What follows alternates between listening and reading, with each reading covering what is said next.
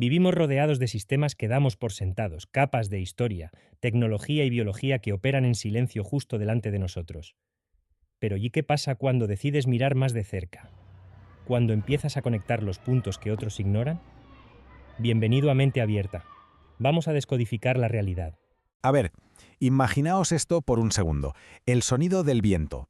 Pero no una brisa suave, sino un aullido frío, metálico, que se cuela entre rascacielos de acero y cristal.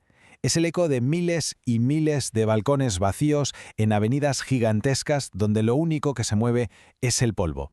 Vale, deteneos un instante. Hay que procesar la magnitud de este dato. Se construyó un colosal hardware urbano a una velocidad que, sinceramente, desafía la lógica. Pero, ¿sabes qué?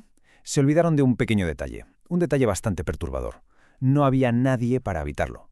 Y es aquí donde arranca el verdadero enigma. A ver, lo que nos han enseñado siempre es que las ciudades nacen, crecen poco a poco, de forma orgánica, ¿no? Pues aquí la fórmula se invirtió por completo. Primero se imprimió la ciudad entera, en un silencio casi absoluto, esperando que la vida, simplemente se descargara en ella como si fuera una actualización de sistema. Bien, ahora pasemos a la fase 2 del plan. ¿Y cuál era? Pues forzar la vida dentro de estos cascarones vacíos. Imaginaos la escena. A unos 20 y pico kilómetros de la metrópolis silenciosa de Kangashi, un granjero, Hao Shiwen, mira esas torres en el horizonte. Él es, por así decirlo, un superviviente de la vieja matriz, un hombre que no sabe si someterse a este reset forzado.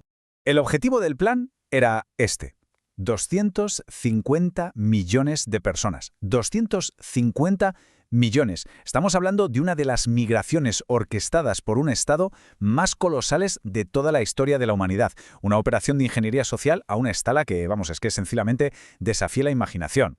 Y aquí es donde la historia se vuelve irónica, profundamente irónica. Hace solo medio siglo, durante la Revolución Cultural, a las élites de las ciudades se las obligó a ir al campo, a aprender a cultivar. Hoy, el sistema ha invertido su polaridad. Es al revés. Ahora se fuerza a los campesinos a habitar el hormigón. Y claro, ¿cómo programas a estos nuevos urbanitas? Pues repartiendo folletos, incluso abanicos, con un nuevo código de conducta. Las instrucciones son surreales. Es como un manual de usuario para ser un ciudadano moderno.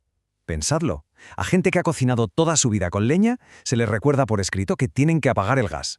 Durante años, nadie sabía muy bien la escala real de todo esto. Era casi un mito, ¿sabes? Se intentaba medir contando las luces encendidas por la noche, una métrica, la verdad, bastante defectuosa.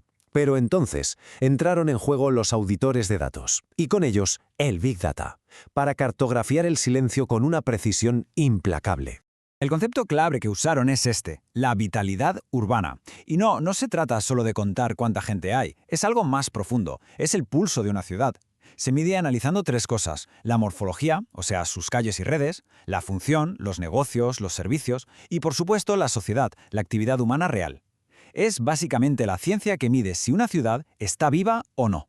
Y el diagnóstico que arrojaron los datos es brutal. Fijaos en este gráfico. Si tomamos los distritos antiguos, los de toda la vida, y les damos una vitalidad del 100%, las nuevas áreas urbanas, estos proyectos gigantescos, apenas alcanzan un 8,8%. Es como tener un cuerpo colosal, pero que apenas tiene pulso. Voy a repetir el número porque es que es demoledor. 8,8%. Y esta cifra no sale de la nada, ¿eh? Proviene de un análisis de más de 500.000 de proyectos residenciales, más de 500.000. En resumen, se ha construido un cascarón vacío de más de 40.000 kilómetros cuadrados. Y por si quedaba alguna duda, la confirmación final llegó del gigante tecnológico Baidu. Lo que hicieron fue rastrear las señales de 700 millones de teléfonos móviles. 700 millones. Su laboratorio de Big Data mapeó la densidad humana, la de verdad. ¿El resultado? Pues que identificaron más de 50 ciudades fantasma puras. Y ojo, no hablamos de destinos turísticos ni de pequeños errores de cálculo. No. Simplemente están vacías.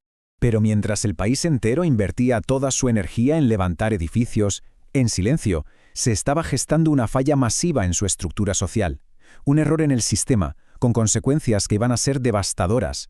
Un auténtico lag social. Vamos a ver el otro lado de la moneda. Este mismo año, una cifra récord de casi 12 millones de jóvenes, gente súper cualificada, se graduaron de las universidades chinas. Mentes brillantes, preparadas, en teoría, para construir el futuro. Pero, ¿con qué se encontraron? Con esto, un mercado laboral completamente paralizado. El desempleo juvenil llegó a superar el 21%. Justo en ese pico, el gobierno decidió suspender la publicación de los datos. Así, sin más. La promesa de un futuro mejor se había evaporado. Y de toda esa frustración, en las redes sociales nació un término sombrío: los niños de cola podrida. Es una metáfora, la verdad, brillante y a la vez trágica. Se comparan a sí mismos con los millones de edificios que por todo el país, sin terminar, los llamados edificios de cola podrida. Una generación entera, que se siente dejada a medio construir. Y la historia de Amada Chen le pone rostro a esta crisis. Después de enviar más de 130 solicitudes de trabajo, al final aceptó un empleo de 12 horas al día, por el equivalente a $8. Su confesión golpea con la fuerza de la realidad. Lloré todos los días durante una semana. Y así es como llegamos al final de este recorrido, al final del puzzle. Por un lado tienes una nación que levantó ciudades monumentales, ciudades vacías, esperando un futuro esplendoroso. Y por el otro, crió a toda una generación de mentes brillantes a las que al final dejó sin espacio en ese mismo futuro que había prometido. El misterio de las ciudades fantasma, al final, no va solo de un fracaso de la arquitectura o del urbanismo. No. Es el símbolo definitivo de lo que pasa cuando un sistema se obsesiona con construir el contenedor, pero se olvida por completo de cultivar el contenido. Y la pregunta que queda flotando en el aire es inevitable. En este afán nuestro por diseñar el progreso, ¿estamos construyendo el mundo para las personas? ¿O más bien estamos esperando que las personas se adapten al frío y perfecto diseño de nuestro mundo? Mantén a salvo la libertad de tu código, porque el servidor de nuestra historia siempre está a un segundo del reseteo absoluto. Las ciudades vacías de China son el recordatorio físico de que el hardware de una civilización, sus edificios, puentes y avenidas, no sirve de nada sin el software humano que le da vida. Hemos construido monumentos al futuro antes de tener a nadie que los habite, creando un ecosistema de hormigón que espera, en silencio, un pulso que quizás nunca llegue.